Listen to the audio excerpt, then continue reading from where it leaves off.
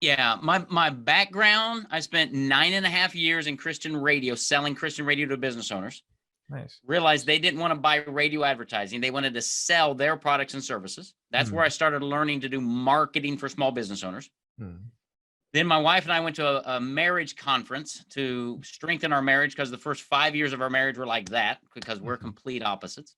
Okay. God changed our marriage there. And a few years later, called us to be missionaries to marriages in Little Rock, Arkansas, to teach God's blueprints for marriage with this ministry. Thought that was going to be the last thing I ever did. 8 years later, they went through some reorganizations of the ministry, and I was kicked off the leadership team. Spent 2 years going around the ministry, doing different things. That's what I call my prison term, because I was in a job I hated for 2 years. Escaped that.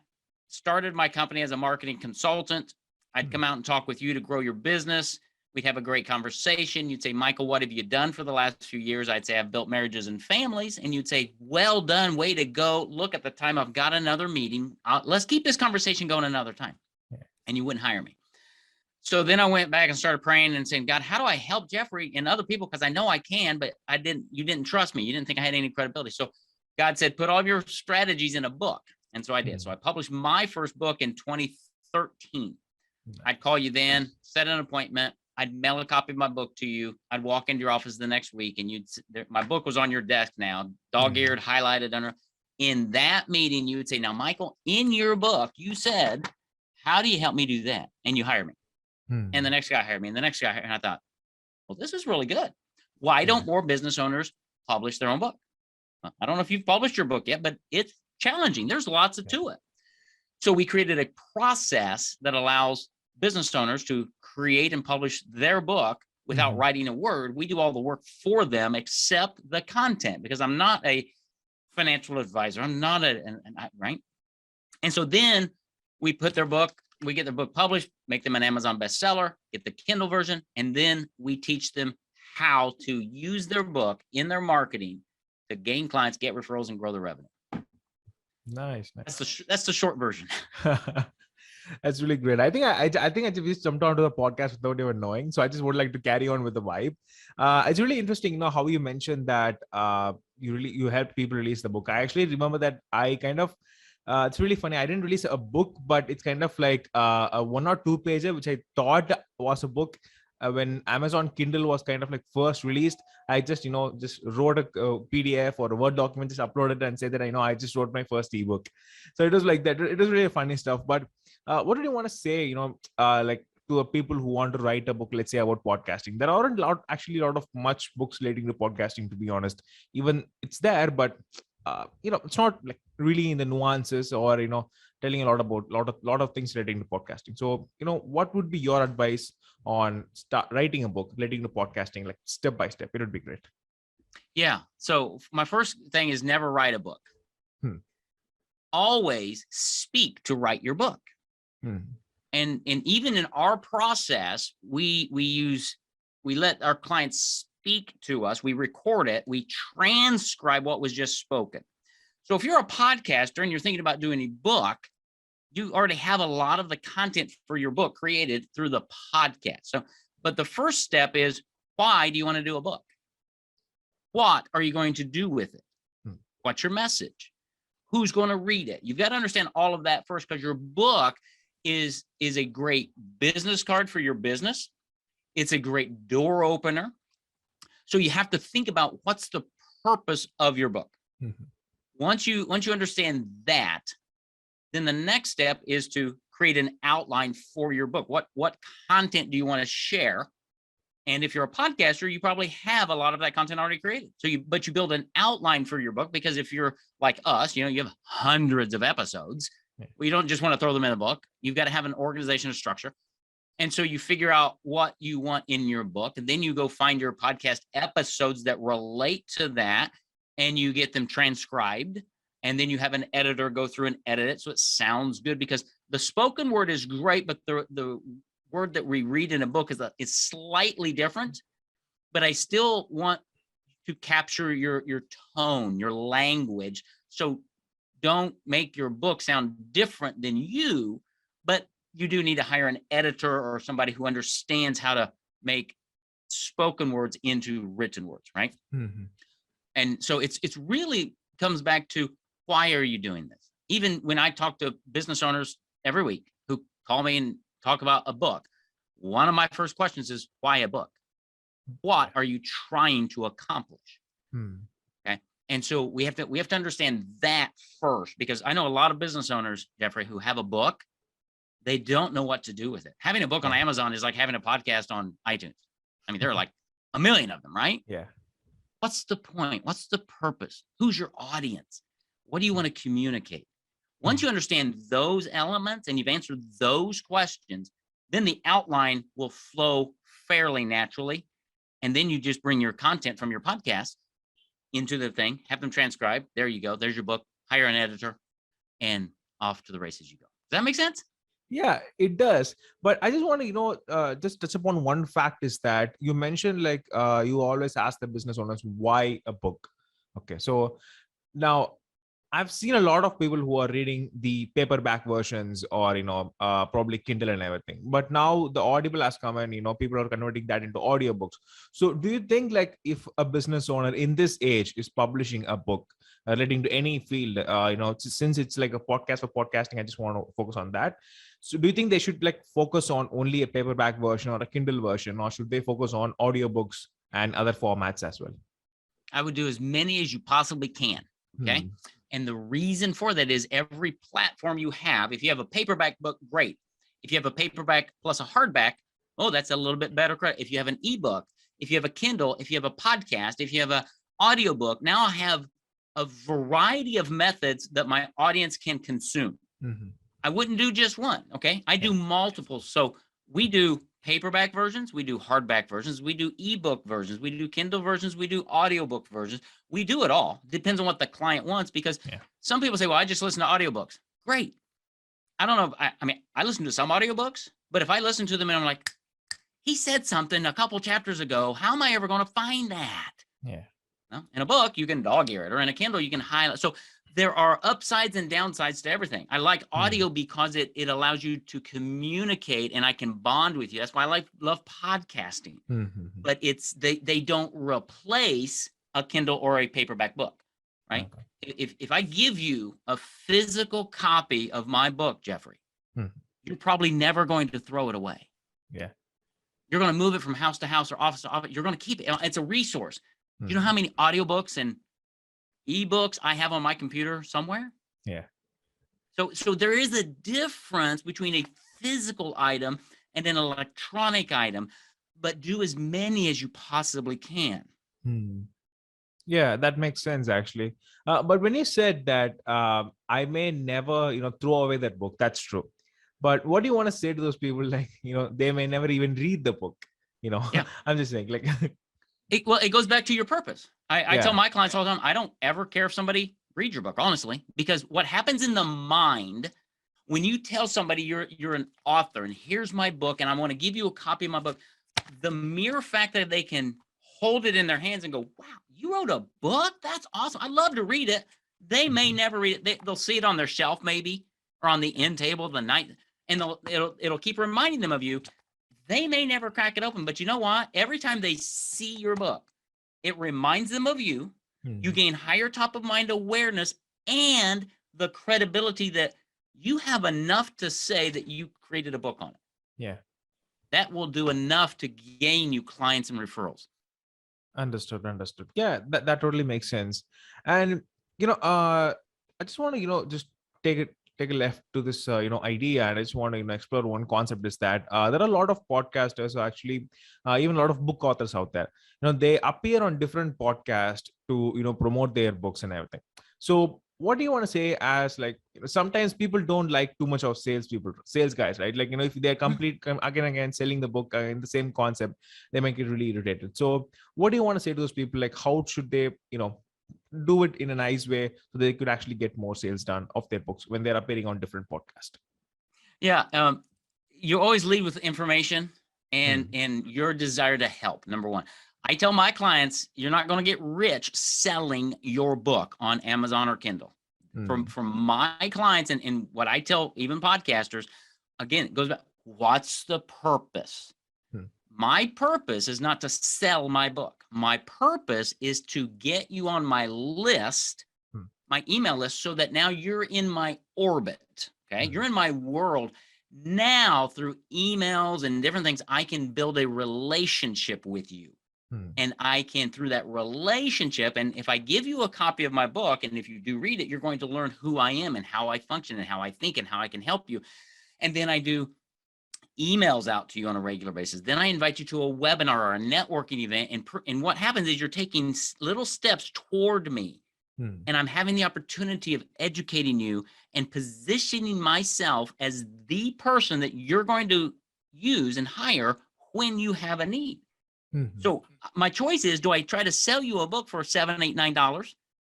Or do I get you on my list and build a relationship with you that will generate thousands of dollars for me? That's the question. That goes back to that very first question I asked. Why a book? What are you trying to do? So if you're trying to sell your book on Amazon and make millions of dollars, I'm really not the right guy to talk to, because I'm going to tell you just the opposite. Yeah, that's really a good reasonable thing. And I can sense that you actually might have a process here, whenever you are actually helping your clients. So one which you mentioned is why, make sure that your client or, someone who is trying to publish a book, they want to know the why, and also getting leads. Is there like next step in the process, or is it like, how does that work? What would be your process? Like if one suggest publishing the book? Yeah, I mean, after your book's published, you've got to think about how you're going to use it in your business. So obviously it needs to be on like a website. For lead generation, you drive traffic there, give them a free copy of your book, get them on your list. And we always say offer to mail them a physical copy of your book, right? So you've got that. You can now use the content of your book in other podcasts. You can use your book to get on speaking stages or on other podcasts because you're an author now, right? It elevates your credibility. You can give your book. Another reason I have a physical copy. If you're in business, you get happy clients. You give those clients 3 or 4 copies of your book and ask them to hand those out to their friends when they're talking about whatever it is that you do, right? That you help them. Works in business, works in business to consumer, doesn't matter. So you're using your book to grow your business and to expand your message in all stages of your business, right? So it goes back to, why are you writing the book? So that question at the very beginning drives everything. A book is one of the few resources and marketing tools that works in every facet of your business, every stage of your business. And you just have to think through, how am I going to use it to attract new prospects? How am I going to use it to convert more leads, to nurture prospects, and to get referrals? You use your book in all of those stages of your business, and your business is going to grow. Got it. And I think I know one person who has actually done that a lot of times. Is, I'm sure you must have heard of Russell Brunson, the founder of ClickFunnels. So, one strategy that guy uses is, I think a lot of people actually using it right now, is that they would mention that the book is free, but we just have to cover the shipping cost of it. So what is actually that strategy? Do you think people fall for it? I mean, when you're a marketer looking at it, clearly what the guy is trying to do. But a lot of people like, oh, the book is free, you just have to cover the shipping cost. So do you think that actually works, or how does people's psychology work on that? Oh yeah, it absolutely works, or they wouldn't be doing it, right? Russell's a pretty smart guy. The challenge comes in with that in again, what's your purpose? Russell's purpose is to get you on his list. When you get into that funnel, Russell and his team have built multiple upsells and downsells, so that by the time you're finished with that funnel, you already spent a few $100s with him, which pays for his advertising to get you there. Okay. Therefore, he can spend as much as he wants on advertising because he knows the numbers of people who opt in and pay him that money and buy the upsells and different things to his program. He has a massive funnel with upsells, downsells, and an ending product. Small business owners look at that model and say, I'm going to do that, but they don't have the back end. So it doesn't always work for small business owners, because you look at the people who are doing it, and they usually are people like Russell and others who have a super established brand, a great business, and a massive funnel that upsells you, downsells you, cross-sells you, right? They know what they're doing. So does that model work? Absolutely, it does. Does the model of I'm going to hand you a copy of my book for free work? Absolutely, it does. The question is, why are you doing a book? Right? It always goes back to that question. If you answer that one clearly, it helps solve all of these other issues, and you're not chasing the next. Oh, well, I'm going to try that. You build your own game plan, and you run your game plan. Got it. So sometimes it's like you may think it's about the book, but it's not actually about the book. It might be something bigger than that. That has, Russell's and everybody else who says, get my book for free, pay for the shipping, has zero to do with the book. Yeah.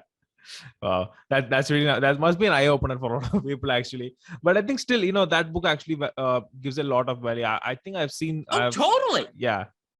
No, they're great books full of information, but I assure you, 99.99% of the people who get that book either won't read it or they won't do what it is, but they're going to buy something else in that funnel that will, a coaching program or a ClickFunnels product or whatever it is. He's still serving people. What he's doing is totally fine and right. There's nothing wrong with it. Yeah. It's a model of serving clients. It's not my model. It's his and other people's. That's great. So don't look at somebody like him and say, oh, that's the way to do it. No, that's a way to do it. There are lots of ways to do it. Understood. Yeah, that makes more sense.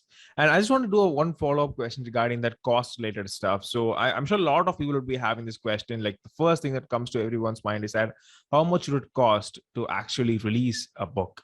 So, I'm just saying, like from a perspective of just someone who's starting out. Let's say I'm a podcaster and I want to release a book like Tim Ferriss. So if you've seen the Tim Ferriss book of Tools of Titan, so it's basically what it means is that it just tells a lot of interviews. So every single time it would talks about, strengths or, like philosophy or whatever it is, he would have just summarized the whole episode into like 4 pages.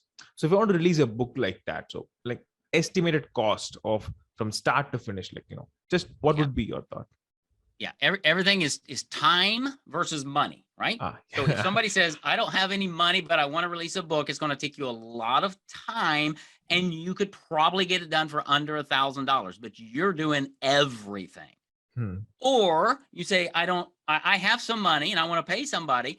You might be able to find some editors and graphic designers and get it done for, $5,000 or $6,000, right? Or, we start at $24,000 and go up from there, right?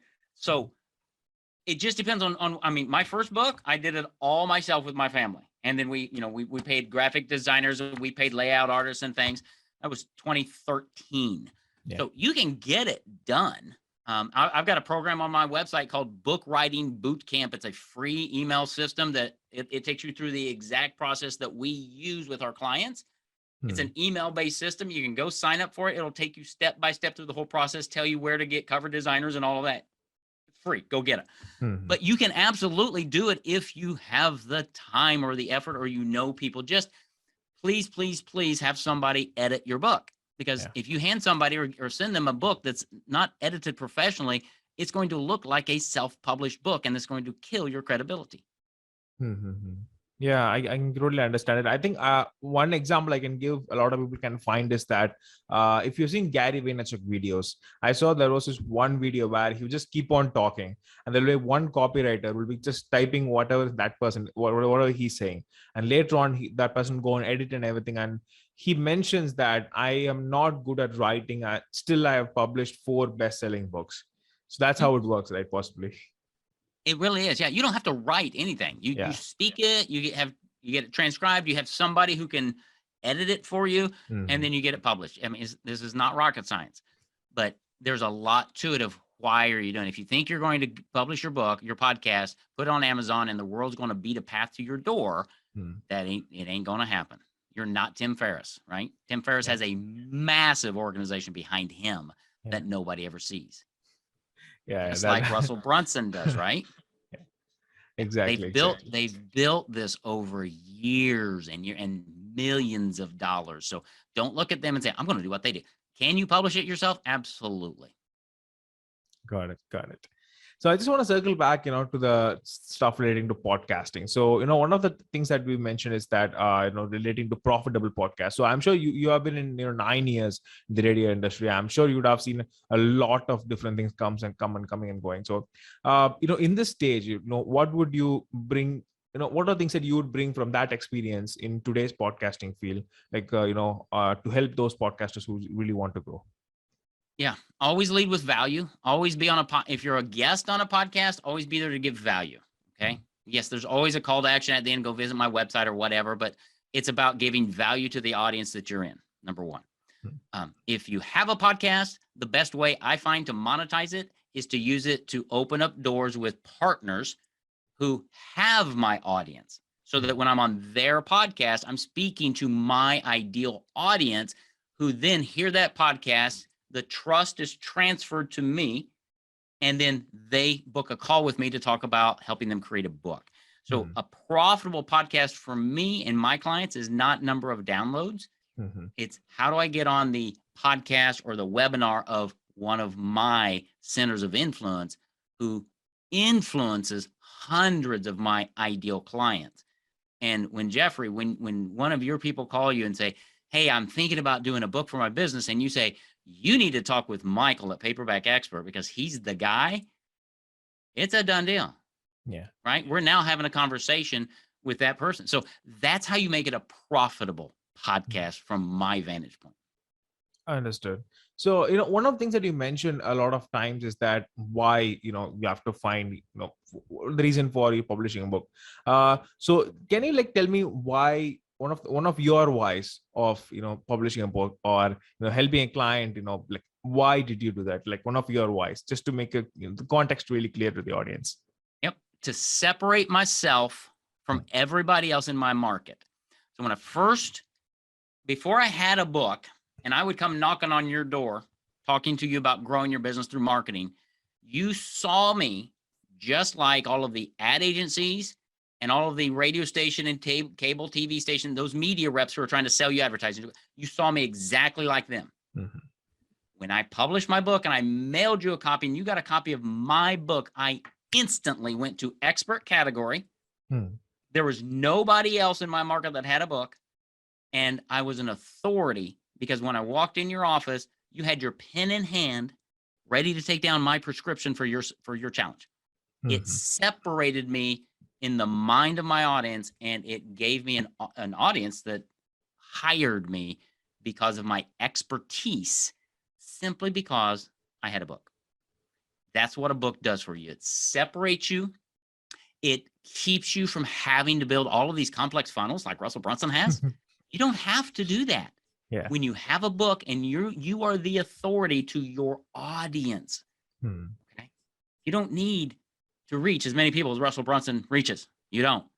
You need to reach a few hundred and own their heart with your message and let them spread the message. Okay. It's not hard, but when you're an author, when you have the credibility that your audience trusts you, and they believe that you are the person who can help them achieve whatever they're after, it separates you in their mind. That is the biggest reason to create your book. Wow. I mean, like, you were really prepared for that, right? It's like, you must be practicing for years for that. Like, when you were about to answer that question, I was like, wow. I mean, we didn't even discuss that we're going to, talk about that, but yet, yeah. But I probably because it's my experience. A book changed my life and my business. Okay. As I've helped other business owners do that, business owners struggle with marketing. Yeah. Okay. The challenge is they don't have a crystal clear message that resonates with their audience. We help them with that. They don't have a mechanism that makes them look any different than the next guy who does exactly what they do. Yeah. We help them with that. And they have no way of staying in contact with their leads or getting referrals. We help them with that. All of those are solved with a book. So I'm pretty passionate about it because it changed my life and it changes the lives of my clients. So I'm glad I was prepared for that. Awesome. That's really great to hear. So, before jumping on to the final, section of this recording, I just want to ask a quick out of the box question. So I usually ask this to every single one of my guests. So it's morning there, right? If I'm correct. It is. Yeah, it's about almost 11 o'clock in the morning. Yes. Awesome. So who was actually the last person that you made smile yesterday? That I made smile yesterday was my. Let me just flip over to my notebook because I keep a paper notebook, of course. It would have been Jill Stevens, who's a client of ours that we just got her book published. We had a Zoom call last night about 4 o'clock my time, and she and I laughed and had joy and abundant because of the process, the team that she worked with, the fact that her book's now on Amazon, and all of her goats and sheep and animals that she lives kind of on an island and a farm. So we just had a great time, loving life and just rejoicing in the process of helping her go from, I'd love to have my own book to, wow, it's now on Amazon. Yeah. That's incredible. Awesome. Great question. Sure... Thank you so much. I'm sure, she was really great because, getting a book published in various places, it's not an easy task, actually. I mean, I've interviewed a couple of authors as well. And the thing that they mentioned was like to get the outline done and to get the context and everything done. That was like the hard part. But what you mentioned, like, you don't have to be a writer, just have to talk a lot, and you can just find an editor. And I'm sure there's a lot of ways to find editors, right? I mean, there are a lot of ways. Yeah, they're all over the place. So cool. Just jumping on to the final section, I just have like a couple of things before closing. Is that so? One of the things that you mentioned is the referrals, and I'm sure a lot of people want to know like how to create a word of mouth rather than just running ads about your books, because that's like really cheap. That's one, and it gives you a lot more authority and authenticity relating to your brand as well. So can you give a couple of tips like how to bring that more referrals and stuff into that? Sure. Lots of. Number one, give multiple copies of your book to your best clients. Ask them to hand them out to their friends. Okay. It's much easier. It's much cooler for somebody to say, okay, if I'm referring you, Jeffrey, is it easier for me to say, hey, I know a guy who does this. Here's his business card. Or is it better to say, hey, I know Jeffrey, he's an expert at podcasting. He could really help you out. In fact, here's the book that he wrote on how to start and launch your own podcast. You should read it. It's really great information. I'd recommend you talk to him. Now, which is easier to do, right? So give your books to your clients. Talk to centers of influence. Who could send business your way? So if you're a lawyer, you might work with a financial advisor or a CPA firm, right? Make sure they have multiple copies of your book in their lobby and in their bookshelf, right? Those are two right there. And the number three, if you're out and just networking with people, doing business networking, make sure everybody has a copy of your book and always just make your speeches around your book. Everything you talk about should focus on your book and your clear message and how you help people. And I wrote a book on that, and in chapter 3 of my book, I wrote about, and on your podcast, you're talking about something in chapter 5 of my book, I wrote about that. You're always just talking about your book and people are saying, really? Can I have a copy of that? Well, absolutely. Would you like to? And so it just becomes natural, but you give them to your clients, you give them to centers of influence, you put them around your community and lobby so that when people are waiting for the doctor or the whatever, there's your book. Right? You give your book out for free to as many people as you can so that you become the Tim Ferriss in your audience, in your world. People think of you for whatever you do, and then they're going to tell other people about it. Wow. That's a really good explanation, actually. And you're right. And I think you're a great example for it, whenever you mention like the natural reflex that you got, whenever you say that, something about a book or, you can actually go and refer to the context that you're mentioning. So that's really great. You are actually the living example of it. So that's a very nice one. Awesome. So Michael, it's been really great. We've talked about a lot of great stuff. So is there anything else that you want to ask me, like tables turned right now? Yeah. Hey, Jeffrey. No, that's good. I mean, how can I help you? That's the thing. I want to be of value to you and your audience. Here's one thing that you didn't ask that a lot of people don't know is we talk a lot about credibility. Yeah. everybody says, I need credibility, but here's what is credibility? Well, nobody can define it.